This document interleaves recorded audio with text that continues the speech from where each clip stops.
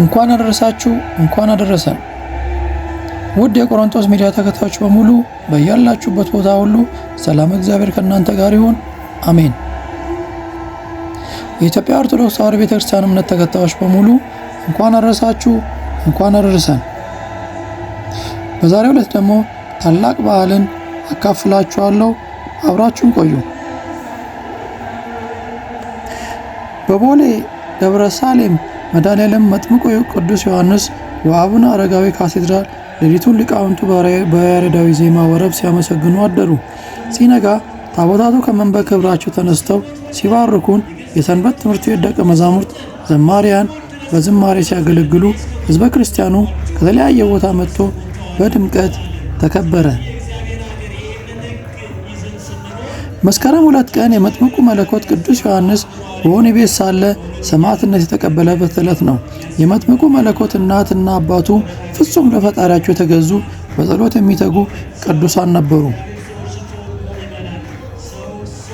መጥምቀ መለኮት ቅዱስ ዮሐንስ ወደዚህ ምድር የመጣው ከጌታችን መድኃኒታችን ኢየሱስ ክርስቶስ መወለድ በፊት ሲሆን የአዲስ ኪዳን መንገድ ጠራጊ ሐዋርያ ነው። ከብሉይ ኪዳን ወደ አዲስ ኪዳን መሸጋገሪያ መንግሥተ ሰማያት ቀርባለችና ንስሐ ግቡ እያለ በበረሃ ሲሰብክ የነበረና መለኮትን ያጠመቀ ታላቅ ሐዋርያ ነው። ኢሳይያስ 4:3 ላይ የአዋጅ ነጋሪ ቃል የእግዚአብሔርን መንገድ በምድረ በዳ ጥረጉ፣ ለአምላካችንም ጎዳና በበረሃ አስተካክሉ ይል ነበር። በዚሁ ምዕራፍ 4 ላይ ሸለቆው ሁሉ ከፍ ይላል፣ ተራራውም ኮረብታውም ሁሉ ዝቅ ይላል፣ በጠማማውም ይቀናል፣ ሰርጓጣውም ሜዳም ይሆናል ይለናል። የዛሬው አከባበር ነገሩ እንዲህ ነው። ሄሮድስ የመጥምቀ መለኮት ቅዱስ ዮሐንስ መወለድ ሲሰማ ሊገለው እንዲያመጡለት ወታደሮቹን ሲያዝ እናቱ ኤልሳቤጥ በመስማቷ ይዛው ወደ ጫካ ገባች። ካህኑ ዘካርያስ ተገደለ። ሕፃኑ ቅዱስ ዮሐንስ 5 ዓመት ሲሞላው እናቱ ሞተች። እርሱ በዱር አደገ። ስብከቱንም በዚያው ቀጠለ። በንስሐ አጥብቆ አስተምሯል። ይህንን በመጽሐፍ ቅዱስ ስናየው ሉቃስ 1:80 ላይ ሕፃኑም አደገ በመንፈስም ጠነከረ፣ ለእስራኤልም እስከታየበት ቀን ድረስ በምድረ በዳ ኖረ ይለናል። ማርቆስ 1:15 ላይ ዘመኑም ተፈጸመ፣ የእግዚአብሔርን መንግሥት ቀርባለችና ንስሐ ግቡ፣ በወንጌልም እመኑ እያለ ወደ ገሊላ መጣ። መጥምቀ መለኮት ቅዱስ ዮሐንስ ሕይወቱን ሙሉ ምግብ ሳይበላ ሳይጠጣ በዱር በገደል ባህታዊ ሆኖ እስከ ጌታችን መድኃኒታችን ኢየሱስ ክርስቶስ ጥምቀት ድረስ ወንጌልን ሰብኳል። በመጨረሻም ሰማዕት ሆኗል። መጥምቀ መለኮት ቅዱስ ዮሐንስ ሰማዕት የሆነበት ምክንያት ለሄሮድስ የልደት ቀን ስጦታ አንገቱ ተቆርጦ ስጦታ እንዲሰጥ ልጁ በመጠየቋ ነው። የመጥምቀ መለኮት ቅዱስ ዮሐንስ አንገት ተቆርጦ በወጭት ተደርጎ ለሄሮዲዲያ ተሰጥቷት ነበር። ጊዜውም ትልቅ ሐዘን ነው። መጥምቁም አንገቱ መቆረጡን አውቆ አንገቱን ብቅ አድርጎ አመቻችቶ ሳይፈራ ቆመላቸው። ወታደሮቹም ሲመጡ ቆረጡት። አስራው መጽሐፍት ይህንን ሁነት በማብራሪያ ያስተምረናል። ዮሐንስ 14:6 ላይ ነገር ግን ሄሮድስ የተወለደበት ቀን በሆነ ጊዜ የሄሮዲዲያን ልጅ በመካከላቸው ዘፈነች፣ ሄሮድስንም ደስ አሰኘችው። በዚሁ ምዕራፍ 7 ላይ ስለዚህም የምትለምነውን ሁሉ እንዲሰጣት በመሐላ ተስፋ አደረገላት። ዝቅ ብሎ ቁጥር 8 ላይ እርሷም በእናቷ ተመክራ የመጥምቀ መለኮት ዮሐንስን ራስ በዚህ ወጭት ስትስጠኝ አለችው። በዚህ ቁጥር 9 ላይ ንጉሡ አዘነ። ነገር ግን ስለ መሐላው ከእርሱ ጋር ተቀምጠው ስላሉ ሰዎች እንዲሰጧት አዘዘ። ቁጥር 10 ላይ ልኮም ዮሐንስ ራስ በወህኒ አስቆረጠው። ቁጥር 11 ላይ ራሱንም በወጭት አምጥተው ለብላቴናይቱ ሰጧት፣ ወደ እናቷም ወሰደችው። ውድ ቤተሰቦች ከዚህ የምንማረው እንግዲህ የመጥምቀ መለኮት ቅዱስ ዮሐንስ አንገት ለልደት በዓል ሲባል የተቆረጠ በስጦታ የተሰጠ ነው። ከዚህ አንጻር ስናየው ልደትን የምናከብሩ ሰዎች ከዚህ አንጻር ጥንቃቄ ማድረግ የሚገባን ይሆናል።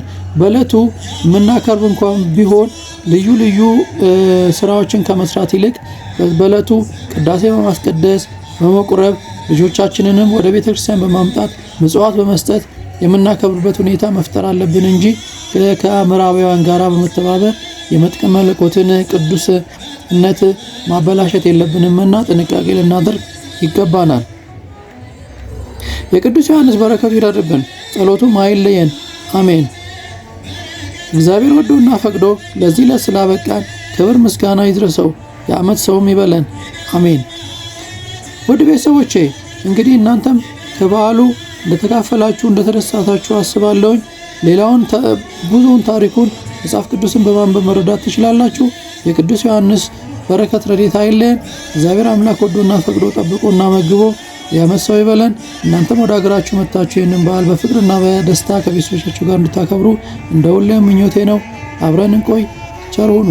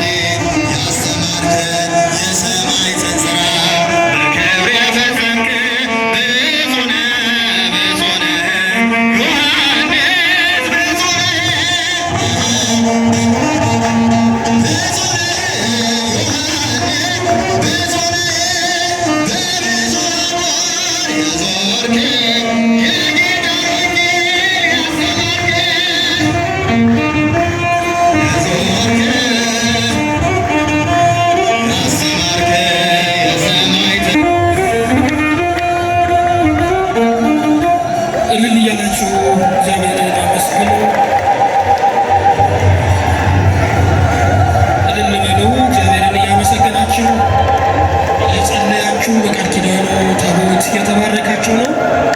ዘመናችን የተባረከ የተቀደሰ እንዲሆን በእልልታ በምስጋና እግዚአብሔርን እናከብራለን፣ እናመሰግናለን። ዘመናችን የተባረከ ይሁን። በዝማሬ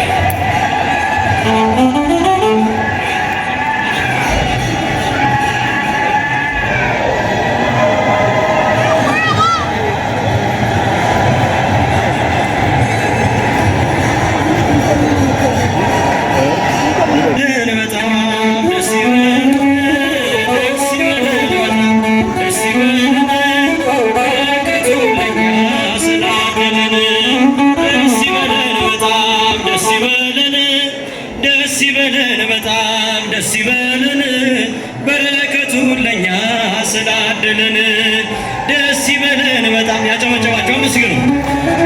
ደስ ይበለን በጣም ደስ ይበለን